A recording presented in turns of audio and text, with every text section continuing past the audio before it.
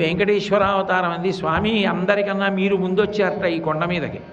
ఈ కొండంతా మీదిట. కలియుగంలో ప్రజల్ని ఉద్ధరించడానికి నేను వచ్చాను. కాబట్టి నాకు కొంత స్థలం ఇవ్వండి ఈ కొండ మీద, నేను కూడా ఉంటాను. మీరు ఎక్కడిస్తే అక్కడ ఉంటాను, నాకు కొంత స్థలం ఇవ్వండి అన్నారు.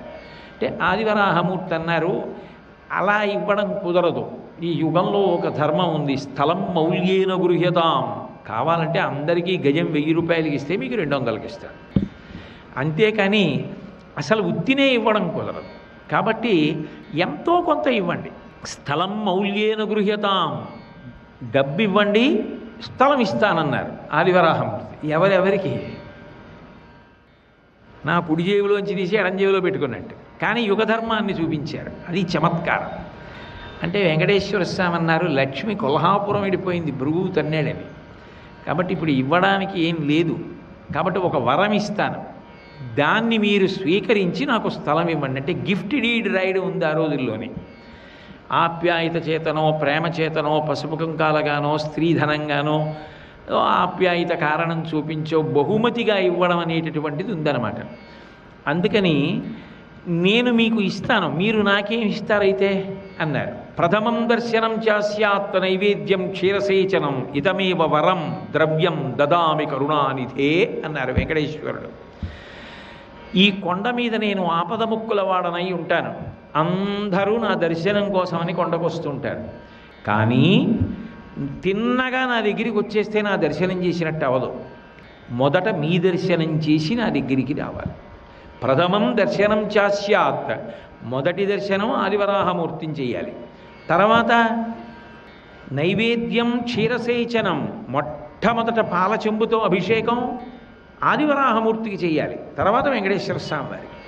నైవేద్యం మొదట ఆదివరాహమూర్తికి పెట్టాలి, తర్వాత వెంకటేశ్వర స్వామికి పెట్టాలి. ఇన్ని లక్షల మంది నా కోసం కొండకొచ్చినా మిమ్మల్ని మాత్రం మొదట చూసి నా దగ్గరికి రావాలి. అది ఒక కారణం. 2, మొట్టమొదటి స్నానం మీకే. ఆవు పాలతో మీకు చేయిస్తారు క్షీరసేచనం. ప్రథమ నైవేద్యం మీకే, మీకు పెట్టాక నాకు పెడతారు. ఈ 3 నేను వరాలుగా ఇస్తున్నాను. ఇదమేవ వరం ద్రవ్యం దదామి కరుణానిధే. ఈ వరమే ద్రవ్యం అనుకోండి, డబ్బు అనుకోండి. అనుకుని ఈ వరాలు నాకు ఇచ్చాడు కాబట్టి ఆయన వలన పొందినటువంటి ఉపకారమునకు ప్రత్యుపకారముగా నేను ఈ స్థలమును వెంకటేశ్వరునికి ఇచ్చుతున్నాను అని ఇవ్వండి. ఇది బాగుంది, ఇది కూడా ధర్మమే. ప్రేమ చేత ఇస్తున్నారు, అందుకని ఆయన ఇచ్చాడన్న ప్రేమతో ప్రతిఫలంగా నేను ఇస్తున్నాను అని ఆదివరాహమూర్తి ఇచ్చారు. అంటే యుగధర్మాన్ని పాటించారా లేదా? అయితే వెంకటేశ్వర స్వామి వారికి అలా ఎంతకాలం కావాలి అంటే కలియుగాంతము వరకు కావాలి. ఎందుకని? కలియుగాంతము వరకు ప్రజలను రక్షించడానికి ఇక్కడే ఉంటాను అని ప్రతిజ్ఞ చేశారు. శ్రీవైకుంఠ విరక్తాయ స్వామి పుష్కరిణీ తటే రమయా రమమాణాయ వెంకటేశాయ మంగళం. శ్రీవైకుంఠమును వదిలిపెట్టి విరక్తి చెంది వీళ్ళని అనుగ్రహించకపోతే ఎలా అని వచ్చి నిలబడ్డారు. కాబట్టి పూర్తిగా నాకు సొంతంగా అక్కర్లేదండి కొండ మీద, కలియుగాంతం వరకు ఇవ్వండి చాలన్నారు. అంటే బహుశः మొదటి లీజ్డ్ అకామిడేషన్ తీసుకున్నవారు కూడా వెంకటేశ్వర స్వామి వారే. వెంకటేశ్వర స్వామి వారు కూడా ఆనందనిలయం తొండమాన్ చక్రవర్తితో కట్టించుకుని పద్మపీఠం మీద నిలబడి మనని అనుగ్రహిస్తున్నారు. ఏమిటి ఆయనకి ఈ కష్టం అంతా? ఎందుకు వచ్చింది ఇదంతా అంటే, ఏమంటే మరి ఆయన ఎలా పుచ్చుకున్నారండి స్థలం అని రేపు పొద్దున్న ఎవడో అనకుండా ఆయన కూడా యుగధర్మాన్ని అంత జాగ్రత్తగాను పాటించి చూపించారు. నేను పాటిస్తున్నాను, మీరు పాటించాలి. అప్పటి నుంచి ఆదివరాహమూర్తి కూడా ఆ కొండ మీద అలాగే విరాజమానుడై ఉన్నారు. ఆదివరాహమూర్తిది ప్రథమ దర్శనం, శ్రీ వెంకటేశ్వరుణ్ణి తరువాతి దర్శనం.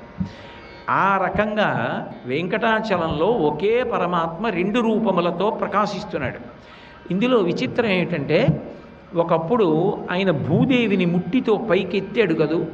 శంకరాచార్యుల వారికి ఎక్కడైనా అవకాశం దొరకాలి కానీ విష్ణునామస్మరణ చేయడం అంటే ఆయనకి బాగా ఇష్టం. చేసేది సౌందర్యలహరి, చెప్తున్నది అమ్మవారి గురించి. చిన్న సావకాశం దొరికితే అందులో విష్ణు స్పర్శ తీసుకొస్తారు. అవిద్యానామంతస్తిమిరమిహిరోద్వీపనగరీ జడానాం చైతన్యస్తబక మకరంద శృతిచరీ దరిద్రాణం చింతామణిగుణనికా జన్మజలధౌ నిమగ్నానాం దంష్ట్రా మురరిపువరాహస్య భవతి అంటారు. అమ్మవారి యొక్క పాదము ఆదివరాహస్వామి యొక్క కోర వంటిది. అది ఆయన తన కోరతో భూమిని పైకెత్తినట్టే జనన మరణ చక్రము నుండి జీవులను అమ్మవారి పాదం పైకెత్తుతుంది అంటారు. అందుకని మురరిపు వరాహస్య భవతి అంటారు. భూదేవి తనని ముట్టితో పైకెత్తిన తరువాత స్వామిని అడిగింది, భూధరముల గురించి చెప్పండి అంది. భూధరములు అంటే ఈ భూమిని భరించేవి, నిలబెట్టేవి. ఏవి అంటే కొండలు. మనకు అనుమానం వస్తుంది, అదేమిటండి పట్టుకోవడం అంటే కింద కదా పట్టుకోవాలి, పైన ఉంటాయి కదా, భూమి మీద ఎలా పట్టుకుంటాయని. మీరు చూడండి, ఇంటికి ముందు చాలా ముందు వరకు ఏదైనా ఆ పైన ఉన్నటువంటి స్లాబ్ అంటే మీకు బాగా అర్థమవుతుంది. ఆచ్ఛాదన మంటపము ముందు వరకు వచ్చిందనుకోండి, మధ్యలో స్తంభాలు వేస్తే బాగుండదు అనుకుంటే పైన బీమ్ వేస్తే లాగి పట్టుకుంటుంది, కింద పడిపోకుండా లాగి పట్టుకుంటుంది. పైన బీమ్స్ వేసి వేస్తారు ముందుకి దాన్ని. అంటే దాని మీద ఉండి అది కింద పడకుండా దాన్ని పట్టుకుంటుందా లేదా? మరి మీరు పెట్టుకున్న సివిల్ ఇంజనీరింగ్లోనే అలా పట్టుకుంటే భూమి మీద ఉన్న కొండ భూమిని పట్టుకుంటే ఏమిటి అభ్యంతరం మీకు? కాబట్టి అసలు నిజానికి సివిల్ ఇంజనీరింగ్ అంతా భౌగోళిక శాస్త్రంలోంచి ఈశ్వరుడు మొట్టమొదటి సివిల్ ఇంజనీరింగ్కి కొబ్బరికాయ కొట్టాడంటాను నేను. భీములు వేయుట అన్నది మొదట నేర్పినవాడు పరమేశ్వరుడే. రాహపురాణం జరిగితే అదే కనపడుతుంది. సర్వం శ్రీ ఉమామహేశ్వర పరబ్రహ్మార్పణమస్తు. స్వస్తి.